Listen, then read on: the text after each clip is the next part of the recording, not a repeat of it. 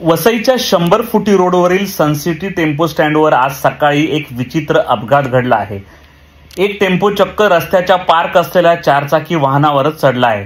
हा अपघात कसा झाला असावा याची चर्चा सध्या त्या ठिकाणी सुरू आहे। वसईच्या 100 फुटी रोडवरील सनसिटी टेम्पो स्टँडला स्थानिक नागरिकांचा सुरुवातीपासून विरोध होता। या स्टँडचा देखील तिकडच्या नागरिकांना मोठ्या प्रमाणावर त्रास होतोय। आता या अपघातामुळे टेम्पो चालक कशा प्रकारे गाडी चालवत असतील आणि त्यांचा फिटनेस कसा असेल त्याचं प्रत्यक्ष उदाहरण आहे। त्यामुळे वाहतूक पोलीस आता यांच्यावर काय कारवाई करणार हे देखील पाहावं लागणार आहे। हा टेम्पो स्टँड हटवण्याची मागणी सुद्धा पुन्हा एकदा करण्यात येत आहे। एकीकडे मोठ्या प्रमाणावर टेम्पो अनधिकृतपणे पार्किंग केले जातात, त्या ठिकाणी मोठ्या प्रमाणावर अनैतिक धंदे देखील होत असल्याचं सांगण्यात येत आहे। त्या ठिकाणी पत्र्याची शेड उभी केलेली आहे आणि त्यात पत्ते आणि जुगार देखील खेळत असल्याची चर्चा सध्या सुरू आहे।